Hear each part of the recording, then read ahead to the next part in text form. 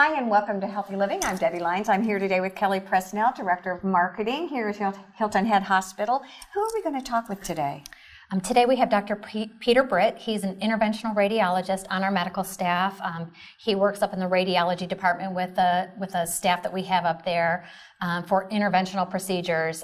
People usually think of just diagnostic radiology, Yes. going to get a chest x-ray or a CT scan, but he's going to talk about some procedures that we do here in the radiology department that people might not necessarily know that we do and have the capabilities to provide. It sounds really interesting. Yeah. Stay with us. We're going to be talking to Dr. Britt.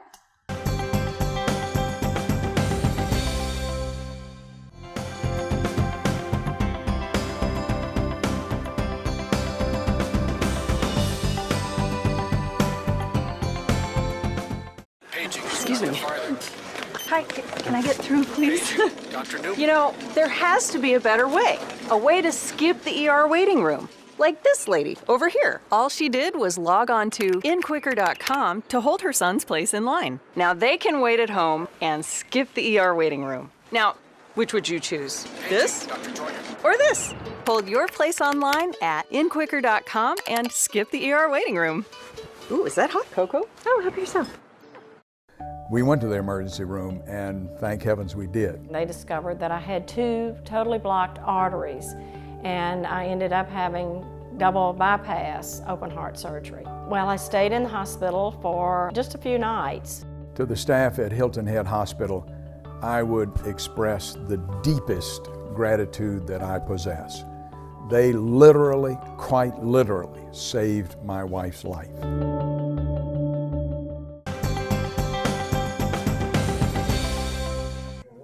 We are back here on Healthy Living. Today we are talking to Dr. Peter Britt, and we are talking about interventional radiology, which is really pretty interesting because I think it's a field of radiology that not a lot of folks really understand or know about. Yes. So it's really a treat to talk with you today. Before we get talking about radiology specifically, can we talk a little bit about your background? Yes, ma'am. All right. I know you're an Ohio boy. Yes, I'm from Dayton, Ohio. Uh-huh. And I trained in Cincinnati, University of Cincinnati College of Medicine.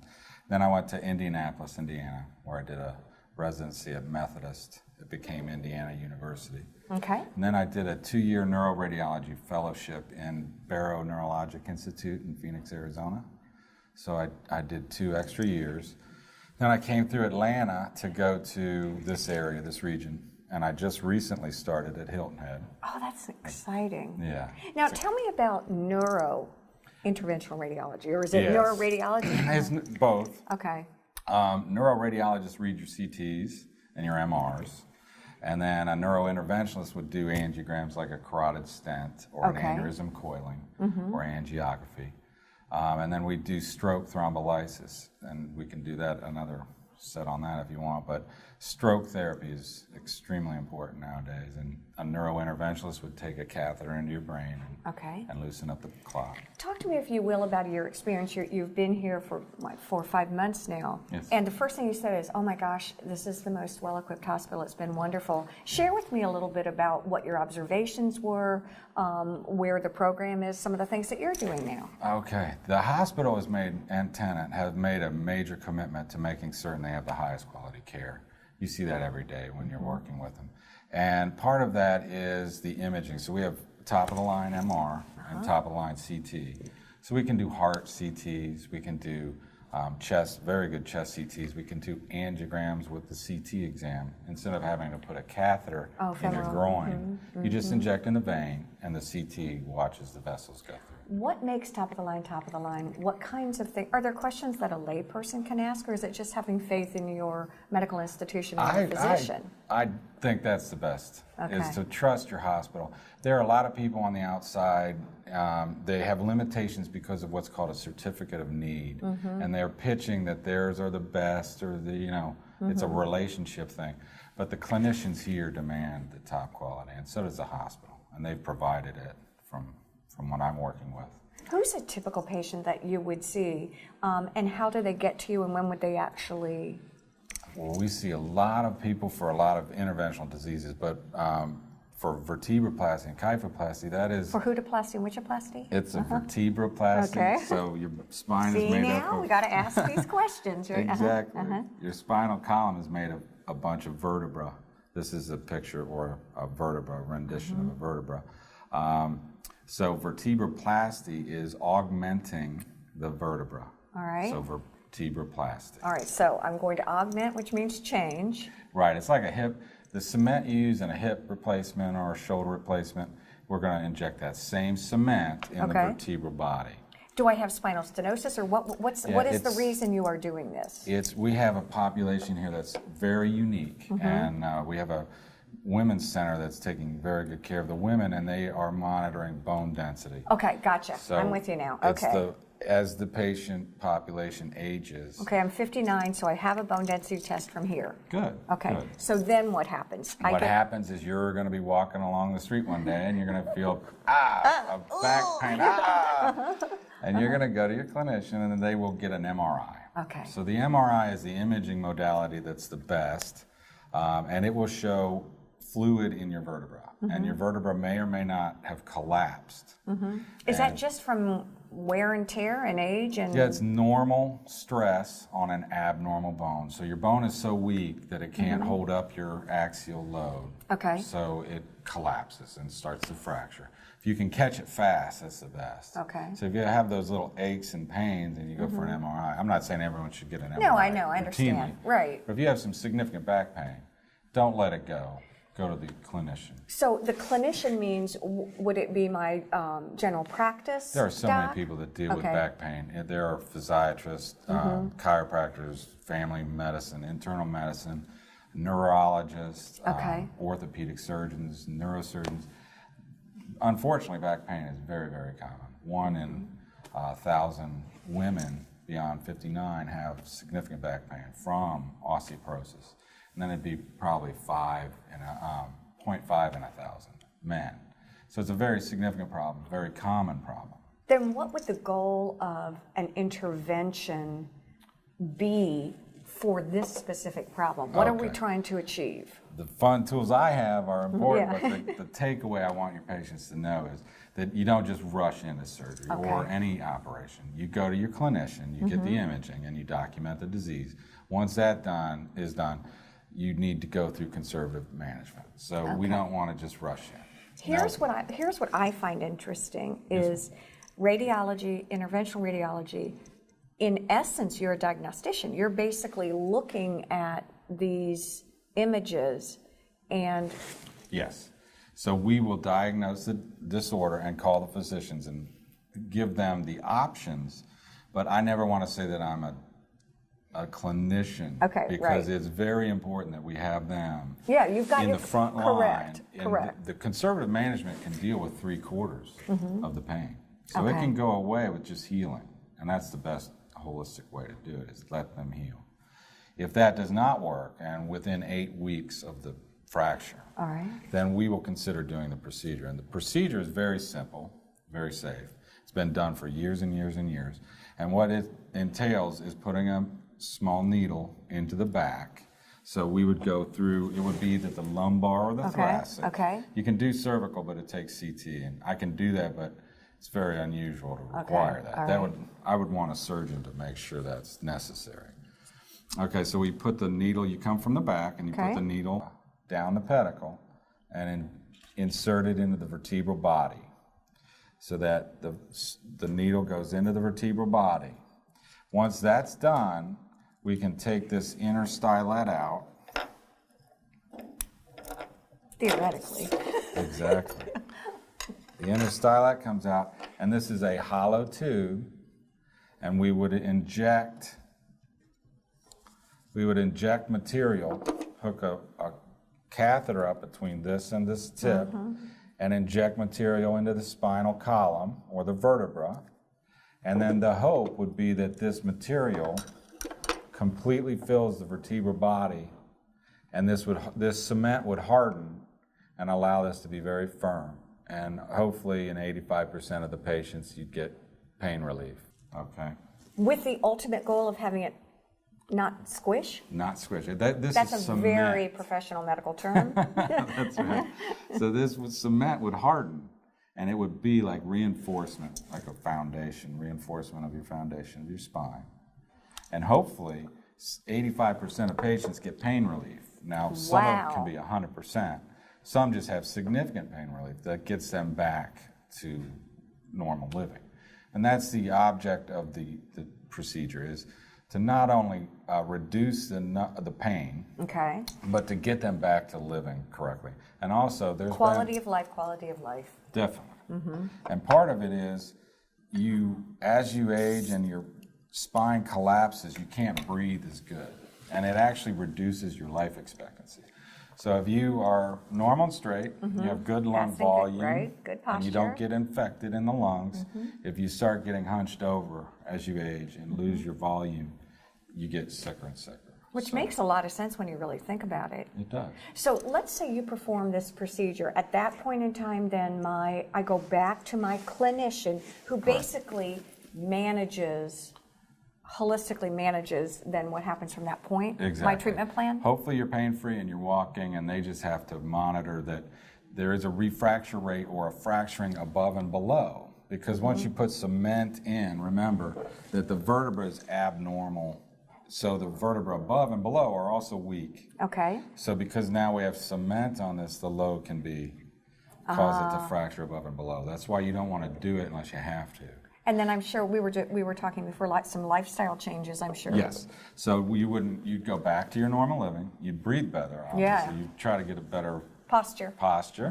And then you would hopefully get back to normal activities, but not strenuous ones. So you wouldn't be lifting large things over your head. You wouldn't be pulling couches to move Can't them be out. lifting my 20-pound No, you dumbbells. can't be doing that. We're going to take a quick break. We will be right back with Dr. Peter Britt. We're talking about interventional radiology and some of the techniques that they use for treatment. Stay with us.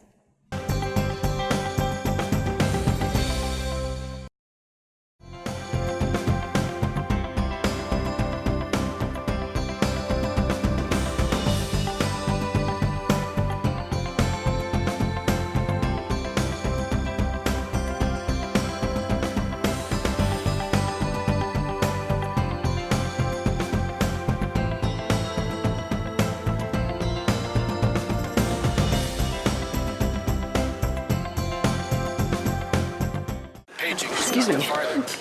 Hi, can I get through, please? Dr. Newman. You know, there has to be a better way. A way to skip the ER waiting room. Like this lady over here. All she did was log on to inquicker.com to hold her son's place in line. Now they can wait at home and skip the ER waiting room. Now, which would you choose? This Dr. Joyner. or this? Hold your place online at inquicker.com and skip the ER waiting room. Ooh, is that hot cocoa? Oh, help yourself. Hilton Head Regional Medical Center is located at 25 Hospital Center Boulevard. When traveling east on William Hilton Parkway, make a left-hand turn on Beach City Road, and the next left, Hospital Center Boulevard will be located just past the Hilton Head Library. Coastal Carolina Hospital is located on US 278 at Exit 8 on I-95. Telephone is 843-784-8000. On the web, www.coastalhospital.com. The vision for Hilton Head Spine Center is very clear. It's to provide world-class spine care to our patients. Physical therapists were there. They were there holding you up. It's nice. I just love working with all of these patients and their families and getting to know them and helping them on their journey. My life is definitely better, and I'm glad that I came here to Hilton Head Hospital.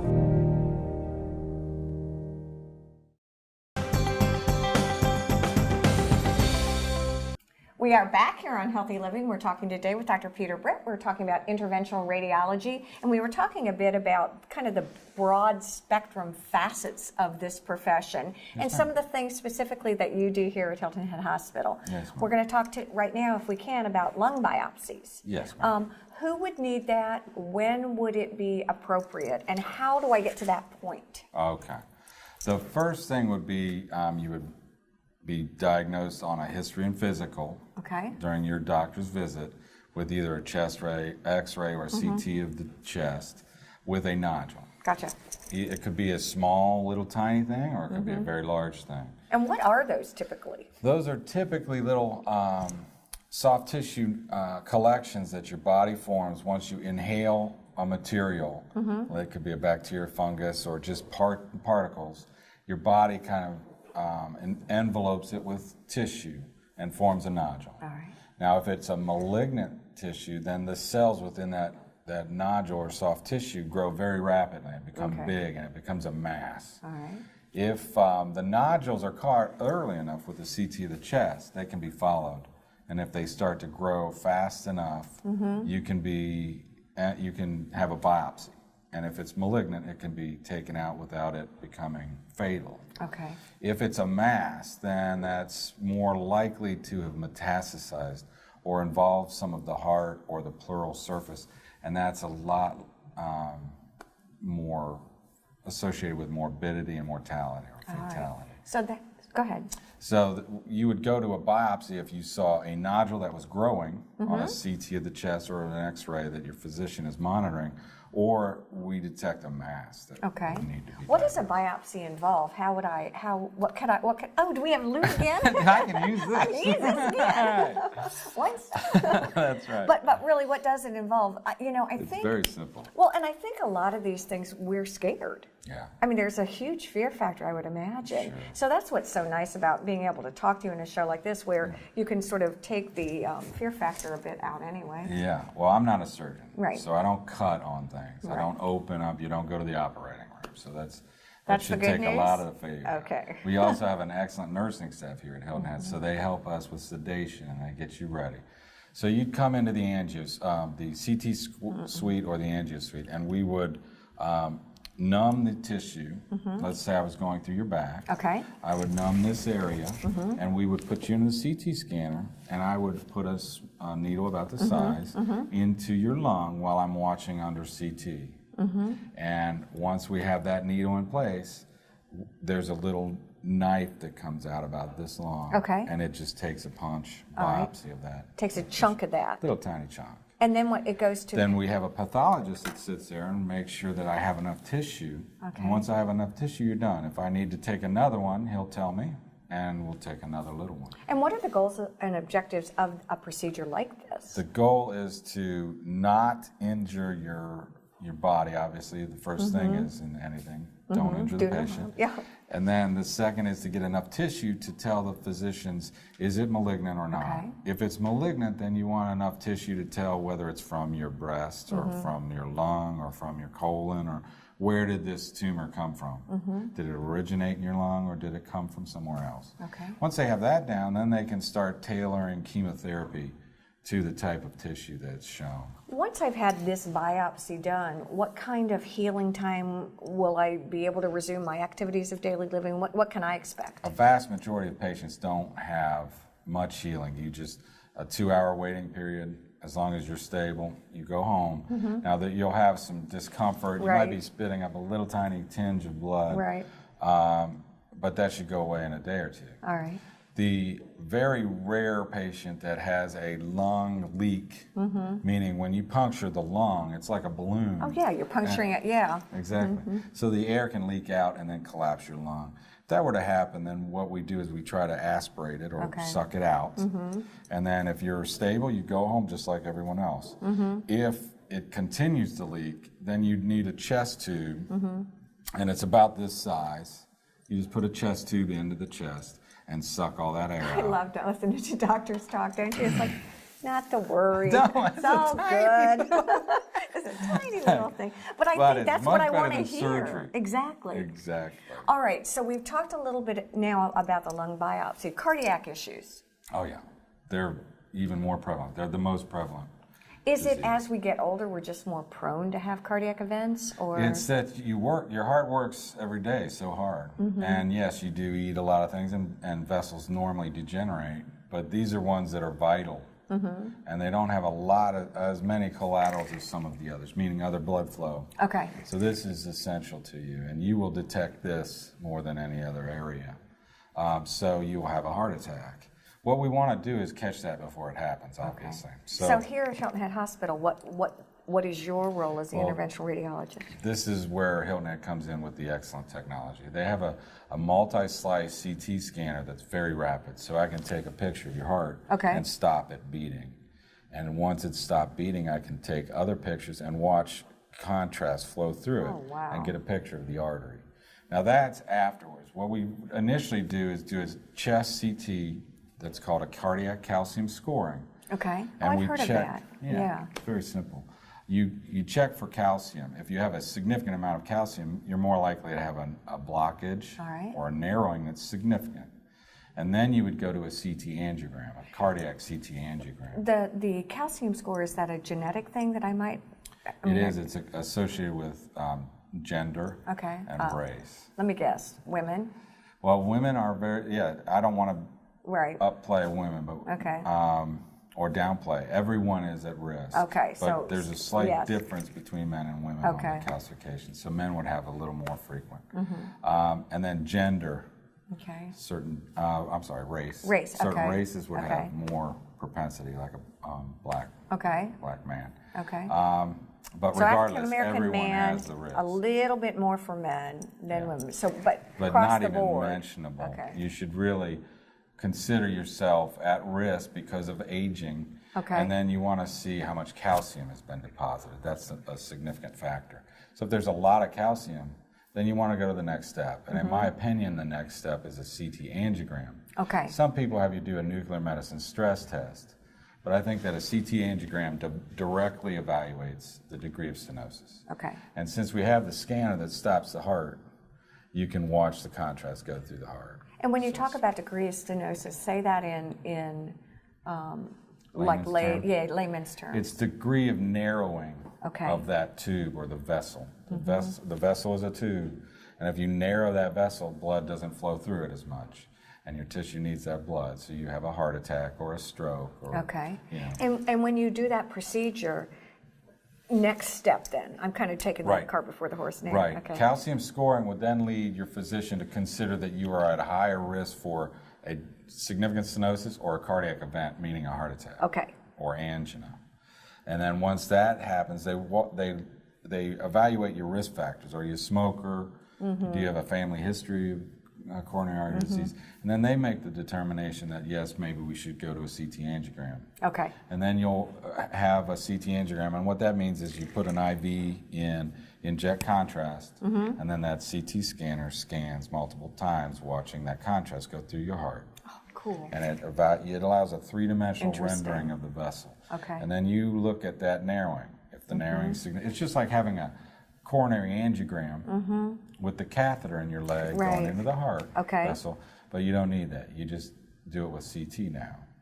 So it's eliminating the need for coronary angiography in a significant number of patients. So you've made the determination that and that's really your role. Again, that's my role, is to progress with technology. To make that determination. And then what happens? Then what would happen is we decide that if it's not symptomatic and it's not significant enough, you're monitored. Okay. And so the clinician would be involved with that. That would go back to you modify your risk factors. So don't smoke, exercise, eat right. Right. Have you heard all this? Yeah, exactly. Who was in here talking about that? I almost could That's right. So you modify that. If it's significant enough, then you're kind of in a quandary. Do you intervene prophylactically? And the key is, just like in anything you do, not to rush the body. The body will tell you when it needs intervention. And if you put a stent in too soon, it could actually do damage to you over your lifetime. So then it's more into the cardiology realm. And they decide follow, medication, monitor, do another CTA, do a regular angiogram, stent it. Those are all options. Interesting. It really is. It's been a pleasure to talk with you today. We've looked forward to talking with you, and I'm sure we'll be talking again. Anytime. We want to thank you again, Dr. Britt, and we want to thank you all for joining us here on Healthy Living. Have a great day.